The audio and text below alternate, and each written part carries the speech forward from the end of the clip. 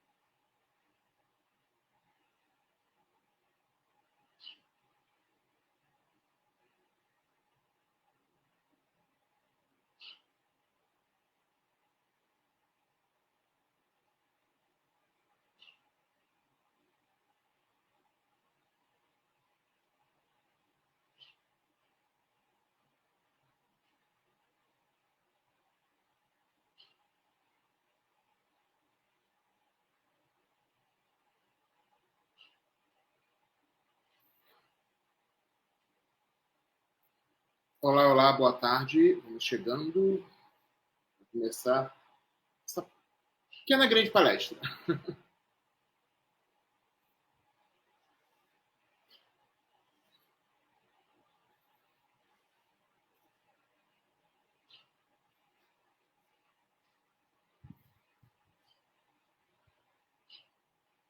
Só esperar 4, 5 minutinhos e a gente começa. Bem-vindos a quem já chegou.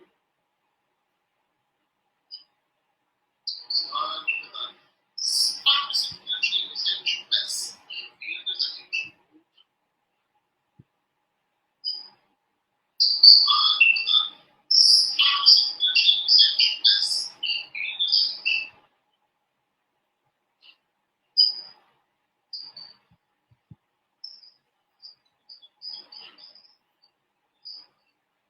Bem-vinda Poliana, Tamires, Andrew.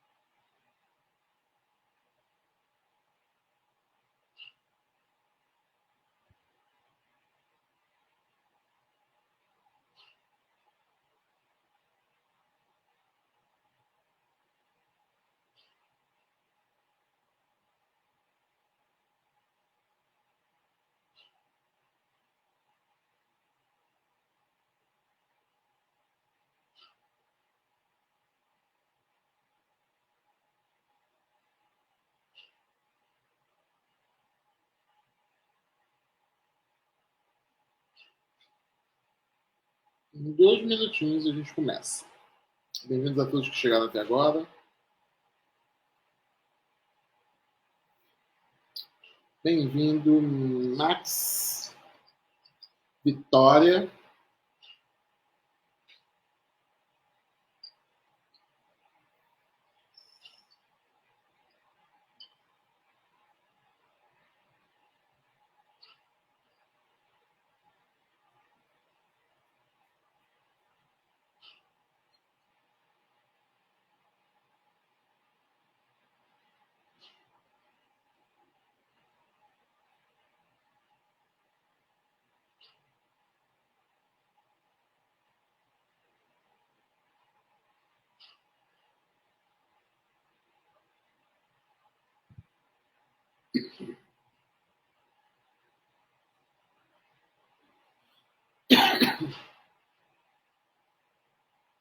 Bem-vindos, Magno, Gisele, Max, Vitória, Poliana, Tamires e Andrew Ster.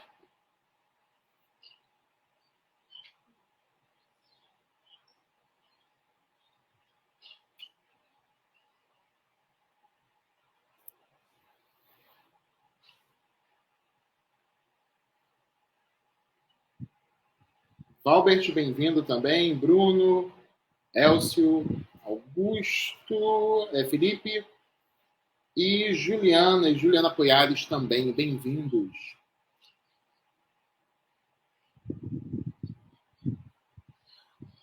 Então, vou começando me apresentando inicialmente. Primeiro agradecendo a Misturando Sabores, que me convidou para dar essa palestra aqui sobre culinária brasileira para todos vocês. E vamos falar um pouquinho sobre essa comida, esse jeito de comer diferente que o brasileiro tem, que agrada a muita gente do mundo. Mas antes, me apresentando. Eu sou o chefe Anderson de Moura. Eu sou formado inicialmente não em gastronomia, eu sou formado em história. Depois, os arautos da vida me chamaram para gastronomia e eu me especializei em cozinha internacional, cozinha funcional e saudável, cozinha funcional e saudável, focado em veganismo e concluir no curso de gastronomia também. E dentro dessa linha, eu aprendi a trabalhar um pouquinho com sabores, elementos, um pouquinho disso tudo que a gente come diariamente, mas de maneiras diferentes. Inicialmente, o que eu tenho para propor para vocês? Fazer uma reflexão e perceber tudo que a gente comia no passado, o que a gente come no presente e o que a gente pensa, o que eu quero comer no futuro. Como assim, Anderson? O que você comia muito no passado? Um prato que você fazia antigamente, a avó, mãe, pai faziam pra gente, e hoje em dia esse prato não existe mais na nossa base alimentar. E o que a gente come hoje em dia que mudou? O que eu aprendi diferente? O que eu agreguei diferente? E isso vai ser a base da nossa palestra de hoje. Agradecer a todos os meus alunos que se fazem presente, alguns não puderam por conta de trabalho. Divulguei essa palestra aqui para todos e todas. Agradecer meus alunos da Chef Gourmet Copacabana, meus alunos da Uniswan, Unidade de Bangu e Bom Sucesso, e a todos que estão na live na Misturando Sabores, que é um evento sensacional que fala um pouquinho dos sabores diversos que tem dentro da nossa gastronomia. Então, depois disso, dentro da reflexão que eu pedi para vocês fazerem sobre tudo que a gente comia antes no passado, no presente, e também o que a gente pensa em comer futuramente. Eu penso e falo o seguinte: no passado, a gente tinha uma gastronomia, um tipo de alimento que os nossos pais davam para a gente, que faziam com que a gente se alimentasse para viver. Às vezes eram uns alimentos simples que nossos pais conheceram e aprenderam a utilizar eles dentro da culinária deles, dentro do que eles aprenderam. Então, simplesmente a gente comia aquilo. Era o básico, era o normal. Então, quando a gente começou a aprender esse tipo de gastronomia, a gente começou a entender que existia uma forma de comer, existia uma forma de pensar. E depois, com o tempo, a gente começou a aprender outras técnicas, outros tipos de comidas, outros tipos de aromas, sabores e tudo mais. A gente aprimorou isso. E futuramente a gente pensa o quê? Vou comer no restaurante XYZ. Ou seja, a gente vai aprimorar cada vez mais a gastronomia, o paladar, o jeito de comer dentro do que a gente precisa comer. E isso faz com que a gente entenda que toda gastronomia, como toda cultura, ela passa por uma evolução constante. Todos os dias a gastronomia e o mundo está mudando. E isso faz com que o ser humano mude seus hábitos também. Desde os neandertais, tais, os Homo sapiens, a gente consome um tipo de comida. E esse tipo de comida foi evoluindo dia após dia, meses após meses, anos após anos, e a gente chegou no que a gente come hoje em dia como base alimentar. E essa base alimentar nossa é uma base alimentar que a gente vai virar e falar assim: nossa, como que é diferente o jeito de eu comer hoje e o jeito que eu comia quando eu era adolescente ou na infância. Por quê? Os pais nos alimentavam daquela maneira. E isso faz parte da história da alimentação no Brasil. A história da alimentação no Brasil é basicamente isso. É a maneira que a gente se alimenta agora e no passado. E o que eu vou me alimentar depois? Muitas pessoas aprendem técnicas, vêm programas de culinária, dos muitos que tem por aí, vem vídeos no YouTube, TikTok da vida, para aprender um pouco mais e aprimorar tudo que já sabem, então comer ou consumir algo melhor. Isso é uma evolução da gastronomia. E essa evolução vai fazer com que cada pessoa, cada ser humano, coma melhor cada dia mais. Eu falo que a gastronomia ela está em constante evolução, tal como o ser humano que também está em constante evolução. E na palestra de hoje nós vamos falar um pouquinho disso, dessa linda evolução da gastronomia, principalmente a gastronomia brasileira, que é tão rica e tão clássica no mundo. Muita gente de fora, quando me pergunta assim, chefe Anderson, qual é o prato que simboliza a sua gastronomia? Muita gente fala que é feijoada, mas eu viro e falo assim, então, é difícil falar, porque o Brasil parece que são vários Brasílias dentro de um mesmo Brasil, são vários espaços dentro de um mesmo território, porque cada região, cada lugar tem uma gastronomia completamente diferente da outra. A gente pega a gastronomia nordestina, tem uma conotação, tem um jeito, tem uma identidade. A gente pega a gastronomia do Sul, é completamente diferente da nordestina e é o mesmo país. Aí tu pega a gastronomia do Sul, compara com a do Centro-Oeste, não bate também, parece que são lugares diferentes, mas é o mesmo país. Ou seja, nós somos multiculturais, multissabores e multiaromas, porque cada região usa as suas especiarias, frutas, legumes, proteínas da maneira que quiser e da maneira que consegue usar, porque aprendeu na evolução da humanidade, principalmente na evolução da gastronomia brasileira. E esse tipo de gastronomia é uma gastronomia que a gente pensa assim, gente, o que é a gastronomia brasileira? Então, em cima disso, a gente tem que voltar um pouquinho no passado para falar um pouquinho sobre a gastronomia brasileira em si. Lá no passado, a gente sabe, todos nós sabemos, que quem vivia no território brasileiro, na América Latina e tudo mais, eram os indígenas, tupis, guaranis, iapocas e por aí vai. E cada cultura de cada povo indígena consumia um produto diferenciado. Existiam indígenas que tinham como base alimentar o milho, outros que tinham a mandioca, o aipim, ou macaxeira, outros tinham como base alimentar batatas, outros tinham como base alimentar outras ervas e frutas diferentes, mas tinham a sua base alimentar. E o indígena consumia aquele tipo de produto, consumia aquele tipo de comida, porque era dele, fazia parte da cultura dele. Evoluía, crescia? Sim, mas minimamente. Depois da chegada dos europeus na América Latina, principalmente portugueses aqui no Brasil, fez com que a cultura indígena existisse, mas junto surgisse uma nova cultura, que era a cultura portuguesa. Elas não deram um atrito, elas não brigaram como em muitos países aconteceram, que a cultura do colonizador entrou em atrito com a cultura do colonizado e fez com que o contrário acontecesse. Ao invés de sofrer um atrito, fez com que sofresse uma fusão. E a gastronomia indígena, que já existia, linda, perfeitamente saborosa, se uniu com a gastronomia portuguesa que estava chegando no país. E quando eu falo gastronomia portuguesa, é uma gastronomia bem raiz. E quando a gastronomia indígena tinha encontrado a gastronomia portuguesa, fez com que elas se unissem. E novos pratos começassem a surgir com a essência da identidade indígena, mas com um toque português. Ou a essência da identidade portuguesa com toques indígenas. E foi quando ervas que antes não existiam na cultura portuguesa fossem incorporadas nessa cultura.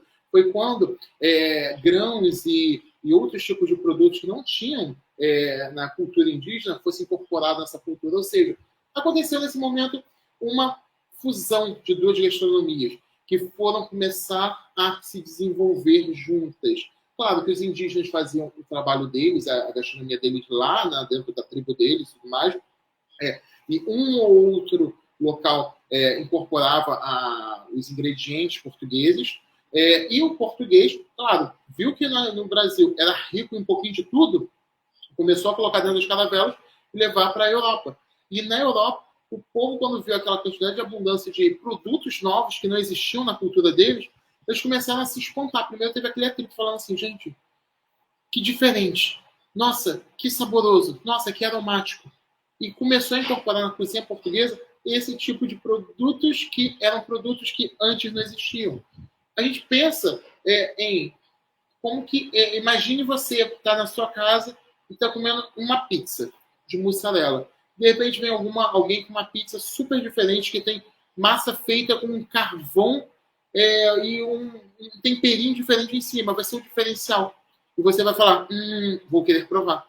E foi isso que o português naquela época aconteceu. Ele queria provar.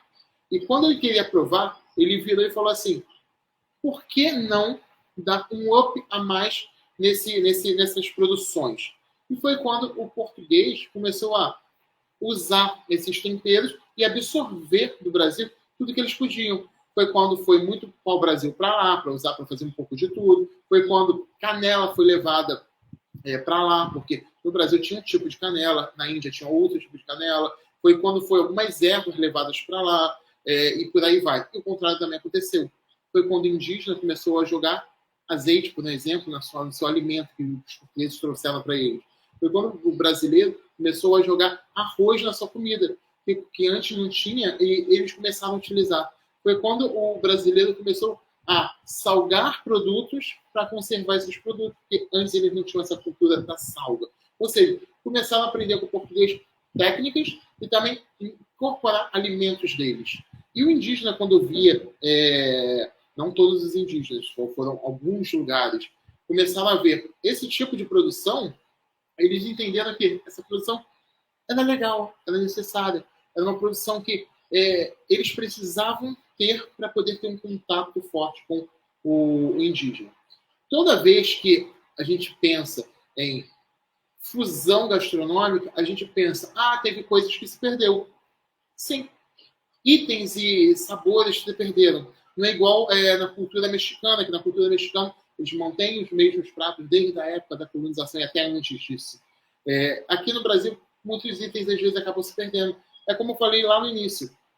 O que a gente consumia quando criança e o que hoje em dia a gente não consome mais.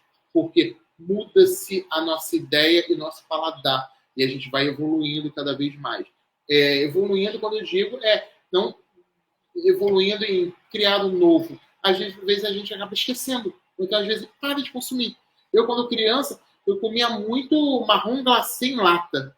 Minha mãe entupia a mim, meu irmão disso. Por quê? Era o que a gente tinha muito ali. Depois, quando eu fui crescendo, eu vi que tinham outros tipos de sobremesa e outros sabores diferentes. Eu tenho que comer um marrom glacê em lata, se eu posso comer uma cheesecake. Eu posso comer um quindim, um quindão.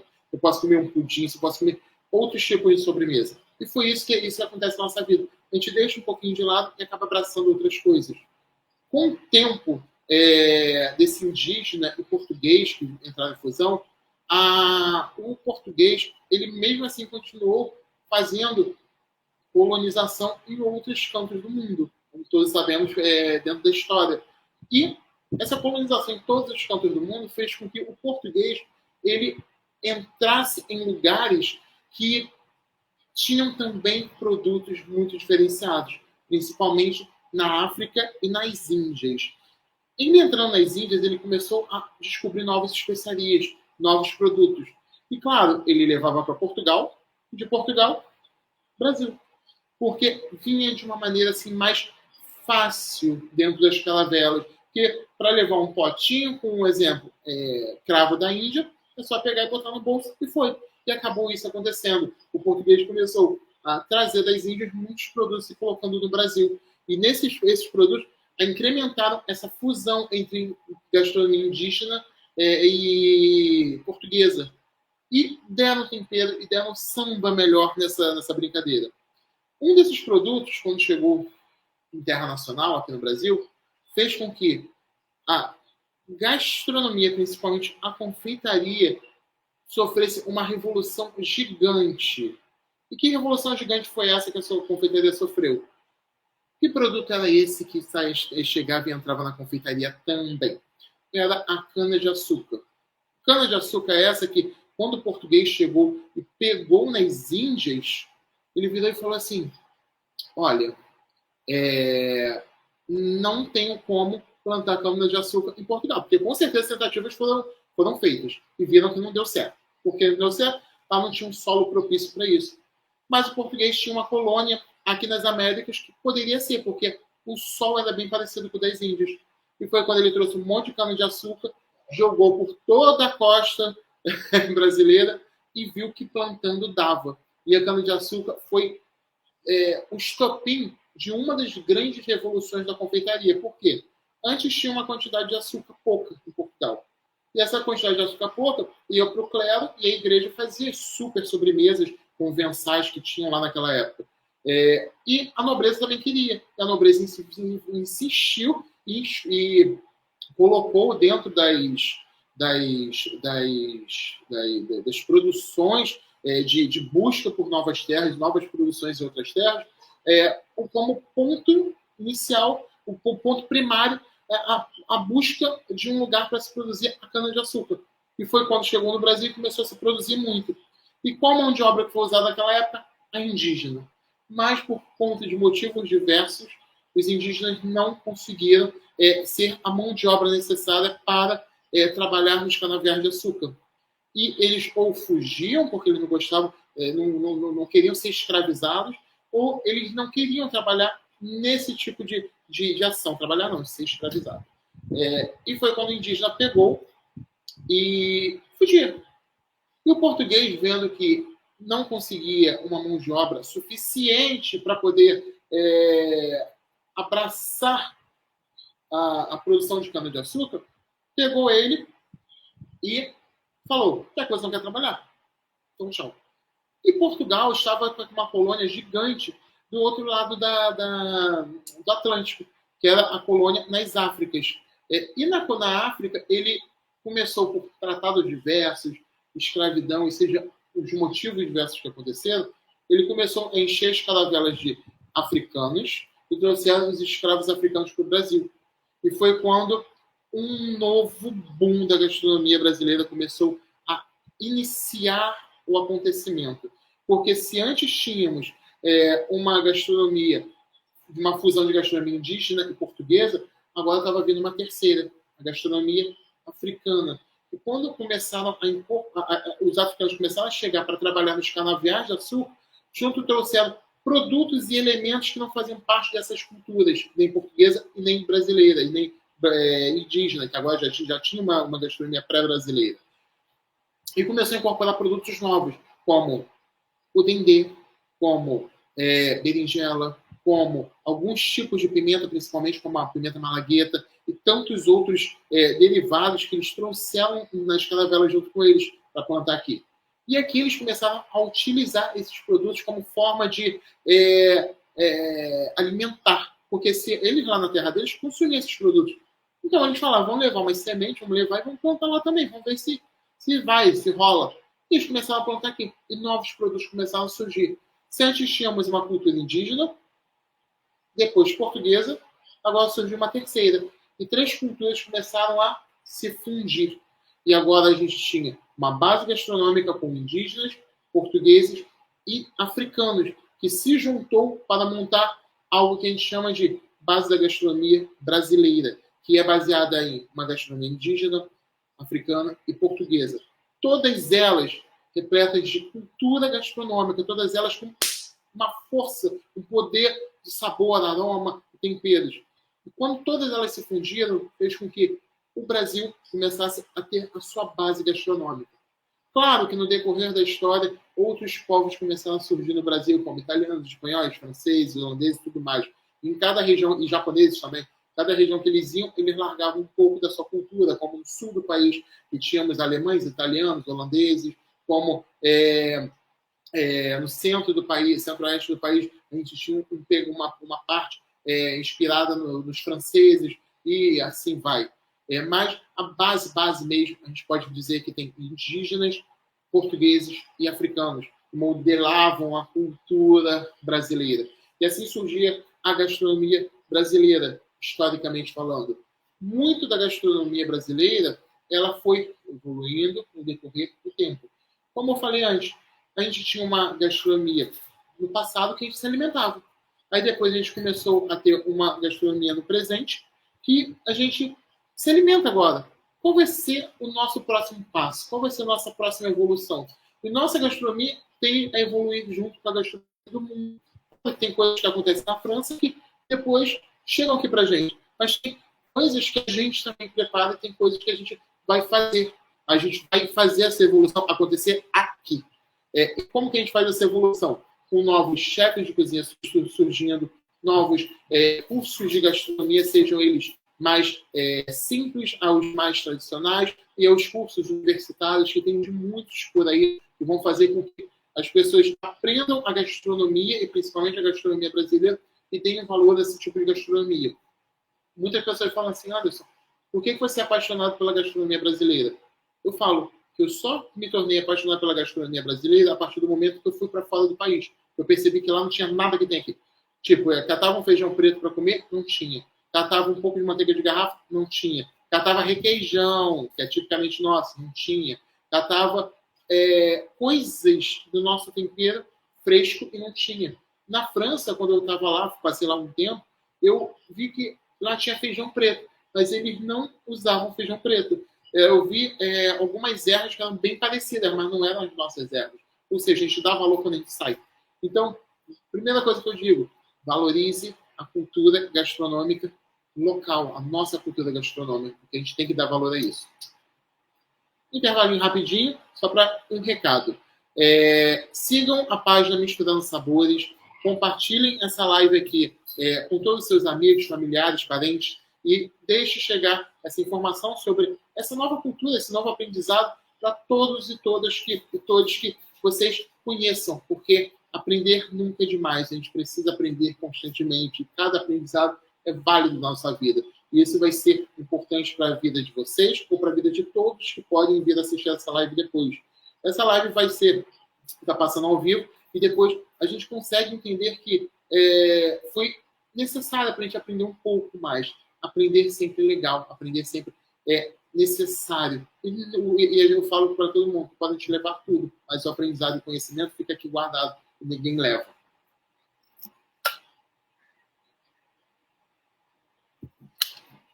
Agora, sobre a gastronomia brasileira atual, o que a gente tem a dizer? A gastronomia brasileira atual, ela utiliza de produtos que antes durante muito tempo, a gente menosprezava. Tinha uma época atrás que eu lembro que a gente não usava quase alguns produtos, alguns derivados bem clássicos, como milho, como pedaços de porco, que hoje em dia estão valorizando mais esses tipos de produtos para colocar como carro-chefe de algum prato XYZ. Eu fiz um levantamento, e nesse levantamento eu descobri com relação ao aipim que somente há 3 anos atrás nós produzíamos 15 milhões de toneladas de aipim em solo nacional.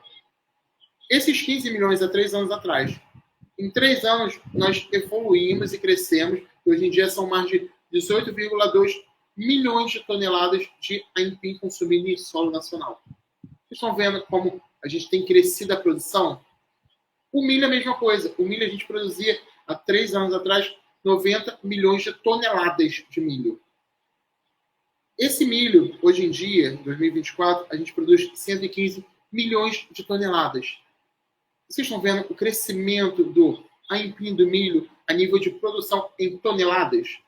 O que isso quer dizer com relação à gastronomia? Tudo. Porque quanto mais um produto derivado cresce, isso quer dizer que o consumo está acelerado e em alta. Esses derivados que eu falei aqui anteriormente, o milho, o aipim principalmente, são produtos tipicamente nacionais. São produtos que tem no nosso solo, na nossa terra. E a gente, no passado, valorizava? Usava. Não estou falando que valorizava. A gente usava. A valorização começou a vir a partir do momento que a gente começou a entender a verdadeira identidade nacional da gastronomia desses produtos. E da identidade nacional da culinária brasileira, a gente consegue ver em um ou outro produto. O milho é um exemplo. No Brasil, existe um milho amarelo. E também usamos o milho branco, que é também chamado de canjica, ou canjiquinha em alguns lugares. Ou seja, tem estes 2 tipos de milho no Brasil. Já na América Latina, em geral, tem milho de todas as cores possíveis. Preto, roxo, amarelo, verde, vermelho, azul, sei lá. Mas tem muitos milhos diferentes. Mas o amarelo é tipicamente brasileiro. No Brasil, usa-se muito mais o amarelo do que todos os outros que existem por aí.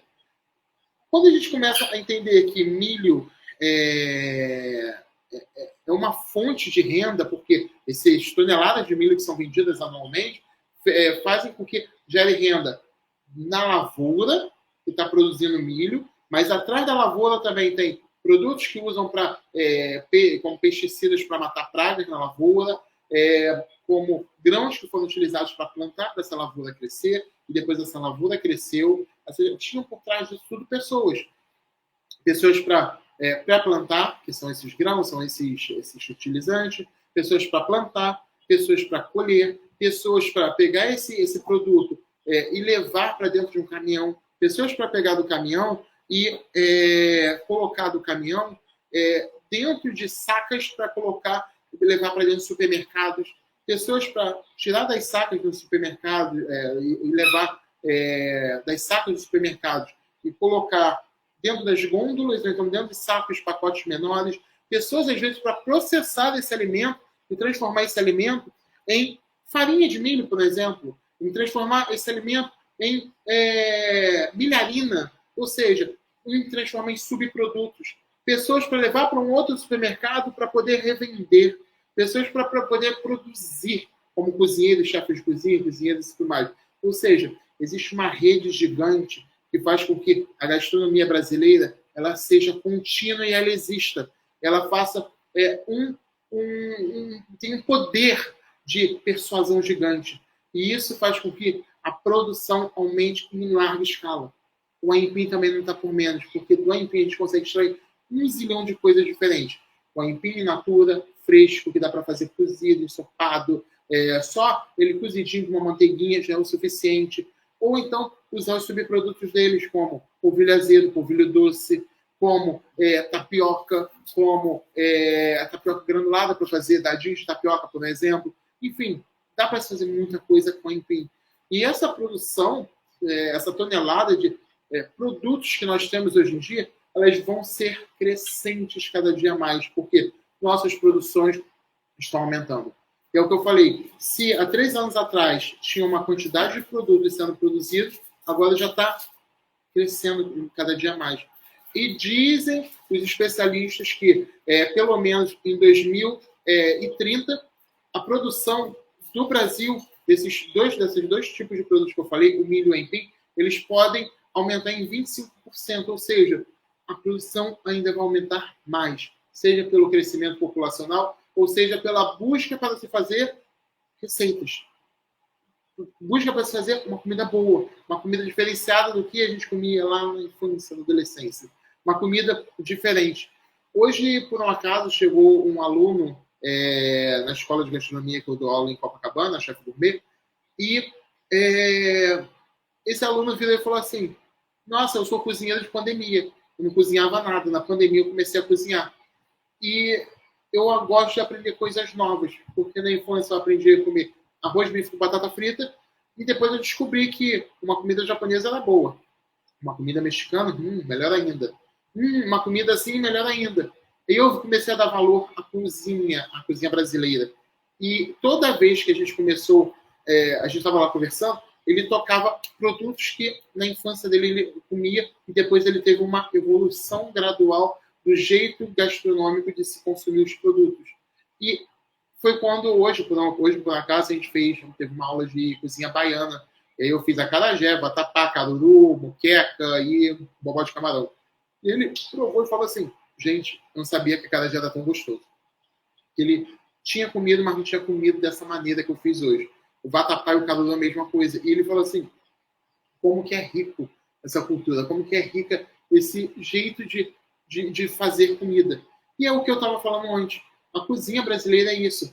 Essa comida baiana que eu fiz hoje, por exemplo, é uma herança africana, mas que se produz até hoje na cozinha brasileira. Na Bahia, então, eles vendem acarajé, a baiana vende acarajé, não sei quantos mil acarajés por dia, e gerando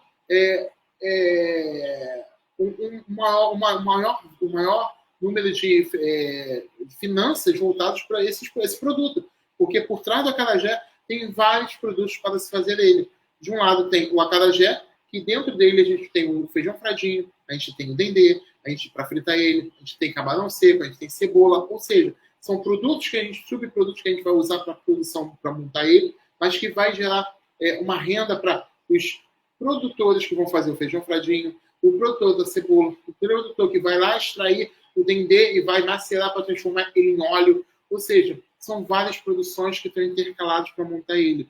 Isso faz com que a culinária brasileira ela seja sempre focada no especial, na valorização do seu produto, que a gente valoriza esse produto muito bem em algumas regiões. E a culinária brasileira, eu falo que é aquela culinária que, diferente da culinária do mundo, é aquela que você coloca tempero? Tempero, muito tempero. E aquela culinária que você sabe que tem tempero. Não sei se alguém aqui já viu alguma vez na vida aquele filme Missão Madrinha de Casamento. Que a comida que a noiva com todas as madrinhas vão comer, como no dia da prova da roupa, é a feijoada no restaurante brasileiro. Mas por que elas passam mal? Todas têm uma diarreia depois de comer a feijoada brasileira. Por conta da quantidade de temperos e carnes que se colocam. E não em outros lugares do mundo eles não estão acostumados a comer esse tipo de comida mais pesada, digamos assim. Porque para eles é pesada. É igual eu quando fui comer comida indiana pela primeira vez. Eu fiquei mal do estômago durante pelo menos 7 dias. Por conta da quantidade de temperos diferentes que eles usam. Nossa culinária é assim, regada de cultura base cheia de temperos. Mas são temperos maravilhosos que, se a gente souber harmonizar, vai fazer uma boa comida. E voltando a esse aluno que eu falei anteriormente, eu tive aula para ele hoje de manhã, ele virou e falou assim, Anderson, que sabores diferentes. E é isso que a gente busca cada vez mais, que a gente entra dentro de uma cozinha, ou então entra dentro de um restaurante, ou então entra dentro de algum lugar buscando a gastronomia. A gente vai entender que é necessário evoluir, é necessário crescer na gastronomia, é necessário a gente aprender toques novos da gastronomia. E a gente precisa entender que não é feio arriscar. A gente pode pegar e arriscar de vez em quando.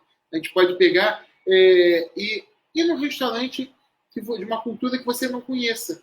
Exemplo, eu não vou comer aquela comida do norte, porque eu não gosto. Você já provou? Vai lá e prova. Se liberte e dê essa chance para você mesmo de ir lá provar uma comida do norte do país, que ela tem sabor diferencial dela. Eu falo que a gente chega num restaurante com a capa nossa própria identidade. Eu falo que essa capa tem que ser tirada, deixada do lado de fora, você entrar vazio, para ficar aberto a novas experiências gastronômicas que a gente vai aprender novos sabores. É bom você se abrir a isso, a uma nova cultura, uma nova identidade. E a cozinha brasileira é basicamente isso. Existem muitos pratos que são clássicos da cozinha brasileira, como a famosa feijoada que eu falei anteriormente, aqui no Sudeste a feijoada, no Sul as churrascadas gaúchas, as parrilhadas gaúchas, no Centro-Oeste as comidas feitas com pequi, que é uma frutinha que tem espinhozinhos, que a gente consome essa frutinha, mas tem que tomar cuidado para os espinhos não espetar a boca. Você faz o famoso arroz com galinhada com pequi, ou então arroz com pequi, super saboroso. Aí tu vai lá para o norte do país, você vê produções feitas com peixes diversos, como tambaqui, como pirarucu e por aí vai. Aí no Nordeste, o Nordeste é múltiplo, com vatapá, caruru, acarajé, uma parte do Nordeste. Aí tu vê as galinhadas em outra. Aí tu vê as produções feitas com cuscuz em outra. Ou seja, a cultura vai acompanhar as pessoas. A gerente da escola de gastronomia que eu trabalho, ela todo dia de manhã faz aquele cuscuz nordestino, que pega aquela farinha de milho grossa, aí umedece com água, bota na cuscuzeira, bota um pouquinho d'água na cuscuzeira e deixa fervendo, cozinhando, depois come com manteiga de garrafa. É típico dela fazer isso. E toda a equipe come, porque todo mundo gosta. Mas da onde que ela tirou esse aprendizado da manteiga de garrafa e do cuscuz na cuscuzeira? Ela trouxe o passado dela. A mãe dela ensinou a fazer para ela. E a mãe da mãe, a avó dela aprendeu a mãe a fazer, ensinou a mãe a fazer. E ela foi passando de geração para geração. Vocês viram que agora eu fui meio que cortando aquela teoria que eu falei anteriormente, de a gente evoluir sempre. A gente evolui, mas às vezes a gente carrega um legado nosso, um lado passado. Essa minha gerente, ela faz o cuscuz nordestino na cuscuzeira, joga um pouquinho de manteiga de garrafa, joga alguns produtos para dar um sabor melhor.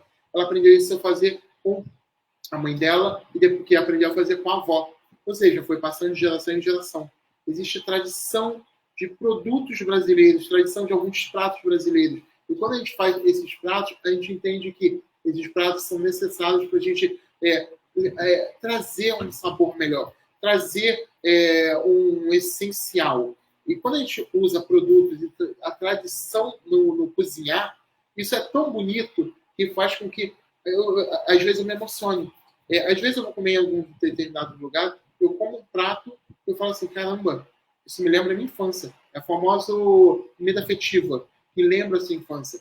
Ela fez esse cuscuz, eu tenho certeza que ela lembra da mãe dela, ela lembra dos familiares dela, de onde ela veio. Ela veio de lá do Nordeste.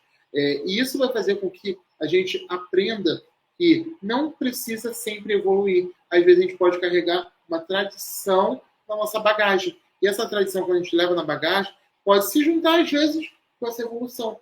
E a gente evoluir com técnicas e trazer coisas novas para se fazer. Exemplo do cuscuzeira, que a gente faz o cuscuz. Era uma cuscuzeira lá no passado, de barro que se fazia uns furinhos, botava dentro e assava ali o cuscuz. Depois isso evoluiu. Fizeram uma de alumínio, de inox, para poder melhorar a qualidade. Antes se fazia no fogo a lenha, depois passou a se fazer no fogo a gás, no fogo de gás de rua, encanado e tudo mais. Ou seja, a evolução também está aí. A evolução existe, a evolução é necessária. Toda vez que a gente evolui, a gente não sempre joga o passado de lado, nem sempre a gente joga tudo de lado, nem sempre a gente joga todo esse passado no lixo. A gente, às vezes, leva esse passado com a gente e guarda aqui dentro. E tem um momento que a gente pega e fala assim, vou usar do passado para fazer algo agora no presente. E aí eu faço, mais uma vez, uma fusão. Se antes, lá no passado, indígenas, portugueses e africanos se uniram para fazer a base da gastronomia da culinária brasileira, agora a gente pode mudar e usar do passado para melhorar os sabores do presente. Ou então, pegar um prato do passado e melhorar com tecnologias do presente. E melhorar a culinária brasileira, que está em constante evolução, também como toda a culinária do mundo. E toda vez que a gente for fazer um prato, a gente consegue mudar. Vou dar um exemplo clássico de algo simples aqui no Rio de Janeiro, que é a feijoada. A feijoada carioca era só feijoada com pedaços de carne de porco, temperos diversos que davam um sabor para aquela feijoada. Com o tempo, essa feijoada começou a ser desconstruída. E hoje em dia, a gente tem a Cátia Barbosa, que fez o famoso bolinho de feijoada, que é conhecido agora no Brasil inteiro, que está no mundo. E esse bolinho de feijoada, as pessoas começaram a comer ele. Ele tem o sabor de feijoada, tem a tradição da feijoada, mas desconstruído. Uma feijoada empratada, agora virou um bolinho. É um exemplo de pegar algo do passado e transformar com algo do presente. Outro exemplo que eu dou para todo mundo a coxinha de galinha. No passado era a massa, um recheio de frango, fechava, empanava e fritava. Essa coxinha já se transformou de todas as maneiras possíveis, vocês não têm noção. Eu já vi coxinha de jaca, que os veganos adoram comer, que faz parte da cultura gastronômica deles. A coxinha de costela, você desfia a costela ao invés de rechear de frango, coloca a costela no meio. Eu já vi uma coxinha e eu inclusive faço coxinha de abóbora com carne seca, que a massa é de abóbora e recheia-se de carne seca, você empana e frita. Ou seja, a ideia da coxinha existia, mas pegou a técnica e a ideia da coxinha e fez ela de outros sabores e com uma nova roupagem, uma nova pegada. Isso é pegar o passado e juntar com o presente. É pegar algo do passado e renovar a gastronomia e a culinária brasileira. E a culinária brasileira, além dela ser muito multicultural, muito rica, a gente também tem produtos que a gente usa, mas a gente não percebe o valor deles. Um exemplo clássico, lá da década de 90, eu pego essa frase, é que com arroz e feijão a gente não passa fome. E sim, a gente produz muito arroz e feijão. A gente produz um arroz e um feijão em abundância e com sabor. E esse feijão e esse arroz unidos conseguem matar a fome da população brasileira. Não é à toa que também faz parte da base da culinária brasileira, porque todos os estados praticamente usam ou o feijão ou o arroz como base, na América Latina inteira. Tem lugares da América Latina que tem um prato chamado de boulos e cristianos, que nada mais é do que um arroz com feijão misturado, e se consome. E cada lugar faz de uma maneira diferente. Aqui no Brasil, a gente faz com uma carne secazinha dentro, feijão, um arrozinho com umas folhinhas de louro, e faz ornar um prato que é simples, que é o arroz e feijão. E o arroz e o feijão, eles têm uma produção no Brasil gigantesca, de maneira assim, colossal, de mais de 240 milhões de toneladas de feijão por ano produzido no país. Isso para acompanhar o crescimento e a população que consome deles. Esse feijão, quando eu falo, existem diversos. Existe o feijão preto no Brasil, existe o feijão carioquinha, existe o feijão mulatinho, existe o feijão branco, que é tipo, o português adora fazer pratos com feijão branco, existe o feijão rajado, existem as favas, que chamam também de feijão, são umas favas maiores que são rajadas, enfim, muitos feijões diferentes. E aqui no Brasil também a gente consome o arroz, que é o arroz que é clássico comer dele. É o arroz agulhinha, é um arroz típico, típico da nossa cultura, mas também chegou à nossa cultura o arroz parbolizado. E muitas regiões também, às vezes, usam arroz arbóreo, por conta da cultura italiana, que ensinou as pessoas a fazer o risoto, e aí usam arroz arbóreo para isso, mas é muito pouca quantidade. A maior produção é de arroz agulhinha, que é o arroz tipo 1, e o arroz parbolizado. Mas todo mundo, quando consome esses arrozes e esses feijões, fazem de inúmeras maneiras possíveis. Agora você pega o arroz e feijão, aí você usa uma proteína, por exemplo, como uma carne de porco, que é bem clássica no Brasil de se consumir. Aí você vai fazer um arroz e feijão, às vezes, com uma bisteca. Aí você faz uma batata frita, ou seja, já virou um prato típico brasileiro. Feijão, arroz, bife com batata frita. E um bife de bisteca, ou carré, né, como eles chamam. Muitas pessoas não podem pegar o feijão, junto com as carnes de porco, vai virar feijoada. Ou seja, a evolução está aí. Os produtos estão aí para a gente usar. E tudo mais. Espero que tenham gostado dessa palestra, dessa aulão que eu dei aqui sobre a cultura gastronômica da culinária brasileira, a base da culinária brasileira.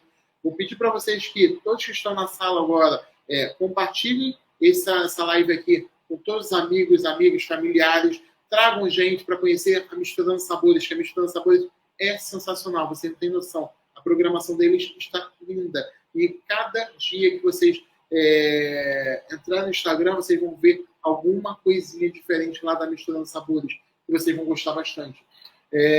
Espero vê-los sempre aqui. Quem quiser e puder me seguir no Instagram, me sigam, @Anderson Moura. Sigam a Misturando Sabores. E se tiverem alguma pergunta, podem me perguntar aqui na caixinha aqui na caixinha do próprio Instagram, que eu vou responder com relação à cultura da base da gastronomia brasileira, e eu posso dar um help para vocês que precisarem. Ou então podem mandar até para a própria Misturando Sabores lá no Instagram deles. Eu tenho certeza que eles vão me passar a pergunta e eu respondo para vocês tranquilamente. Mas como eu falei, a gente viveu um passado quando a gente crianças e adolescentes, depois a gente cresceu e a gastronomia foi crescendo junto, fomos aprendendo novos pratos, novos sabores, novos aromas e novas texturas também. Depois a gente começou a pensar, o que eu vou jantar hoje? O que eu vou comer diferenciado? E é isso que a gente vai pensar cada dia. A evolução da gastronomia está nas nossas mãos. E cada vez que a gente evolui, a gente quer evoluir, a gente vai tentar entender que a gente mesmo pode evoluir. Pegando um feijão simples e deixando de fazer somente um clássico feijão com arroz. Eu posso pegar o próximo feijão simples e fazer um purê, de repente, um bolinho, como a Kátia Barbosa fez, um soufflé de feijão, como eu já vi, um muffin de feijão, como eu já vi também, que um grupo funcional que eu sigo faz. Ou seja, você consegue desconstruir a comida que você vai fazer. Então, pessoas, agradeço mais uma vez a Misturando Sabores, agradeço aos patrocinadores, Casas Pedro e tudo mais, e aguardo vocês em breve, quem sabe, uma outra live, uma palestra, ou então um esbarrão por aí. E o que precisarem, Anderson está por aqui. Tá bom? E beijos e queijos, espero que tenham gostado, e até breve.